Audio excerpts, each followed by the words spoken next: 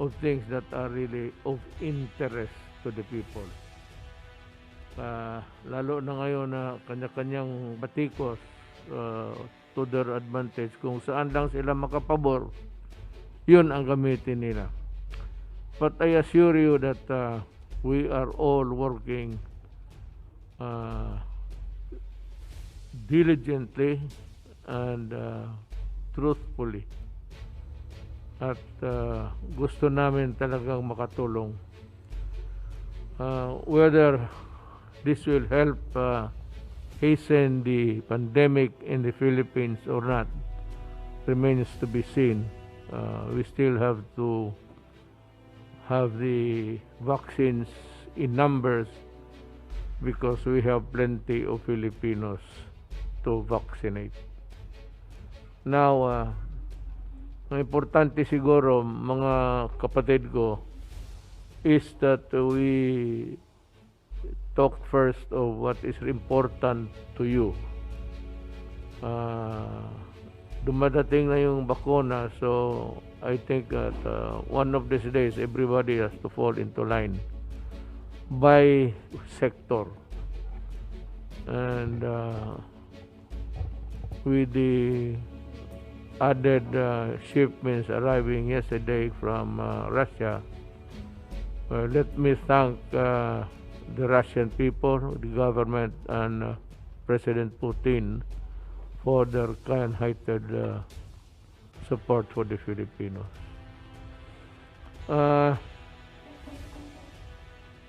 China remains to be our benefactor. And just because,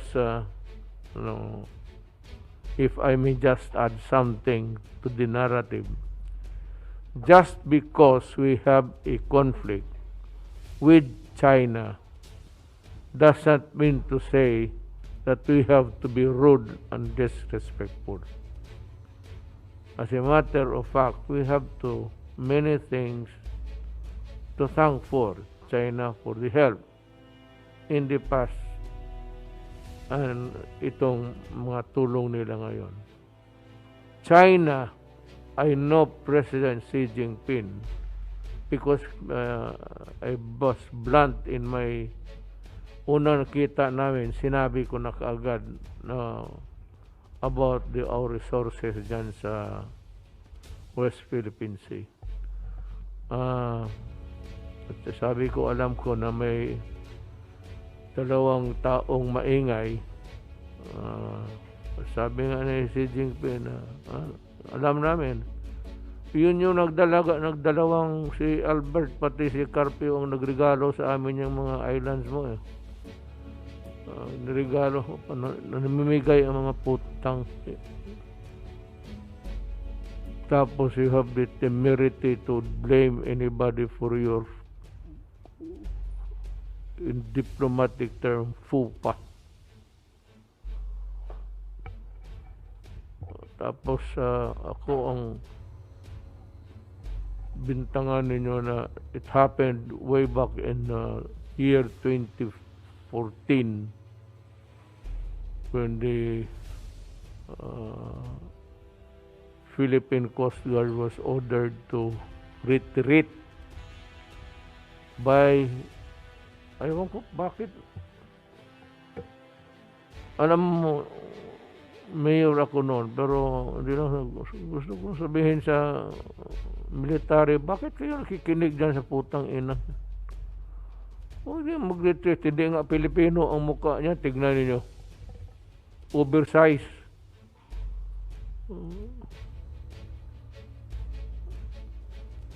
And he made the order after the suggestion of America, who brokered the talks. In a sense, the talks failed in favor of China. So umatras tayo, doon na nagka-letse-letse ang buhay. Ngayon pagdating ko, nandyan na yung barko, yung mga ulol, yung dalawa. Ako na ang pagbubintangan kasi I am not asserting enough.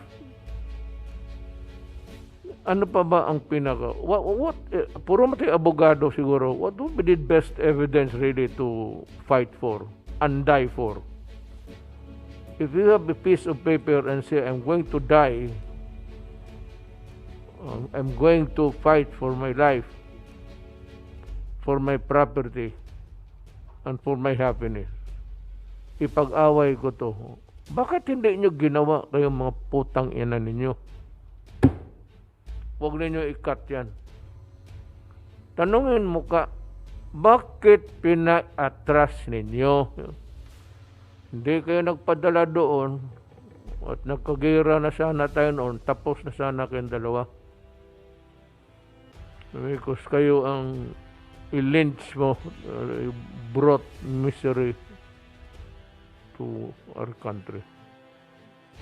Ngayon na history is being made, recorded every day, you want yourselves to free from any liability. Para sa akin, yung taong nagpapasok sa China Sea, lahat na, including the West Philippine Sea, ang mga taong nagpapasok, sila yun. At ang nagpapasok kasi umatras kay ang Pilipinas at pumasok upon the orders. It was the order, as a matter of fact, of Albert. Sources says that he never got the permission from the president at that time, President Aquino.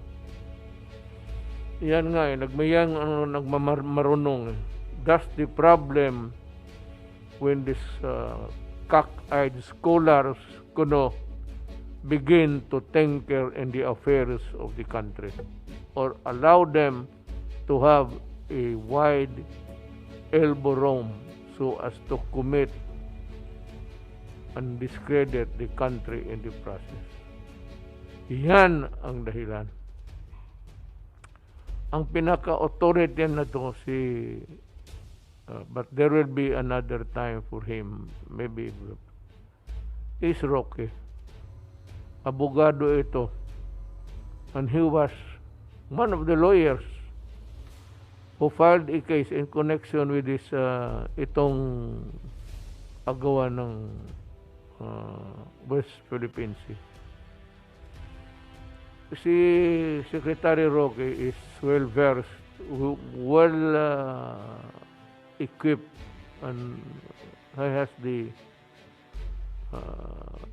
knowledge of what really happened.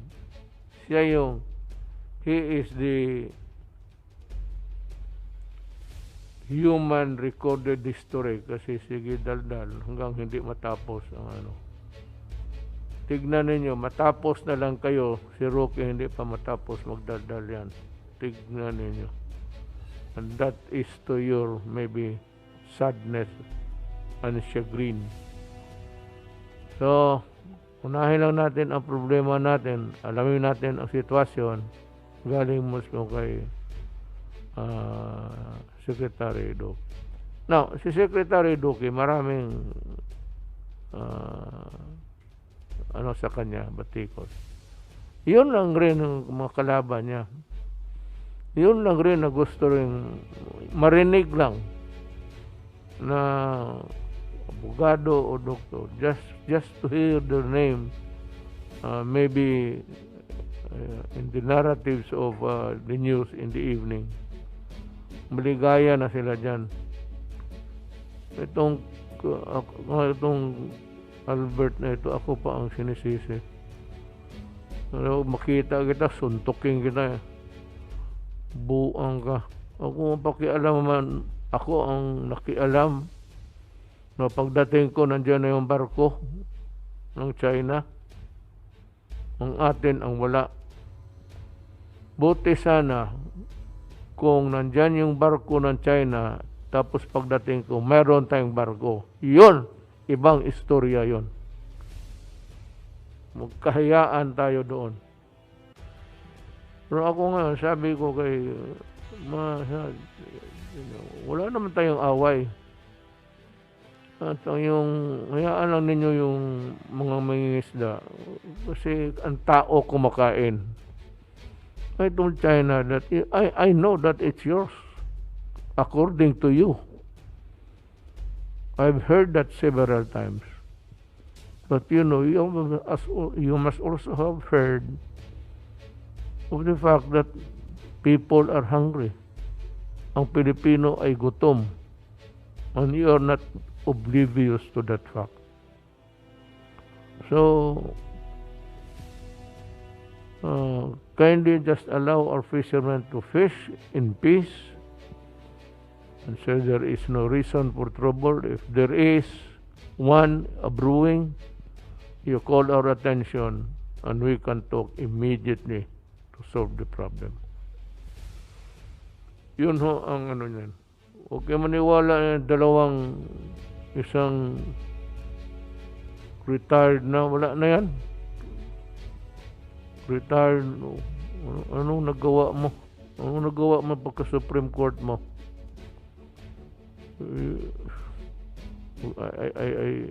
I want to say something pero ayaw kung it might degrade into something. Kaya hintuan mo na pang pagyayabang ninyo.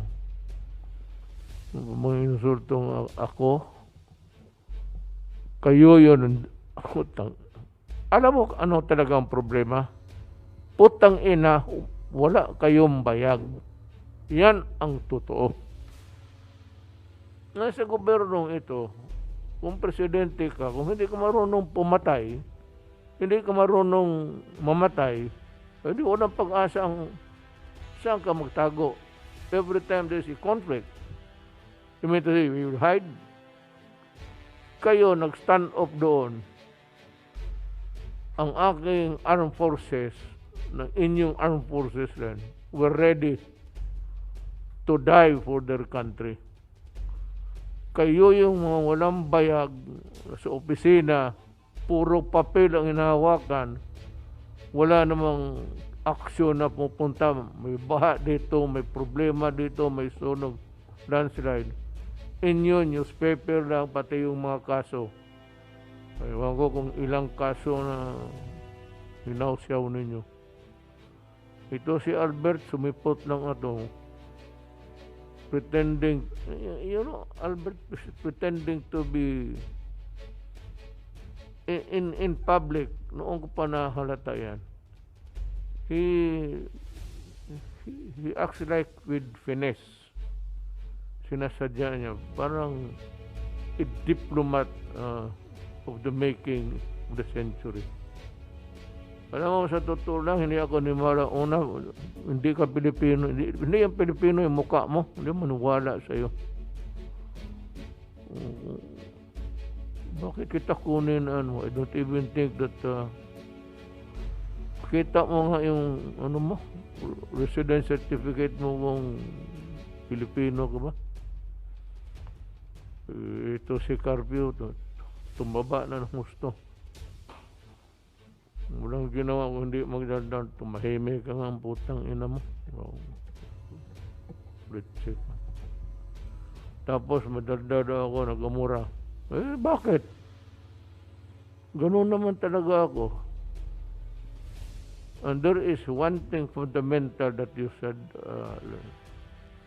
I never in my campaign as president promised the people that I would retake the West Philippine Sea. I did not promise that I would pressure China. I never mentioned about China and the Philippines in my campaign because that was a very serious matter. We need to have a diplomatic tokatis dyan. Hindi ako dyan. Nandiyan sa ating foreign affairs. Trabaho nila yan. I never, you pretended to work on it. Ako wala. Kasi wala naman akong never promised anything. Just because I'm president, gusto ninyo magipag-away ako. Walang question yan. Baski ngayon, mayroon tayong barko dyan ngayon sa ano. Sabi ko, stay put kayo. O sige, yan na. Kaya pagdating ng panahon, marami kayong daldal. Maghanda kayo magpakamatay. Kaya ROTC man siguro itong mga gagawin to. Kaya yung unang ipadala ko doon.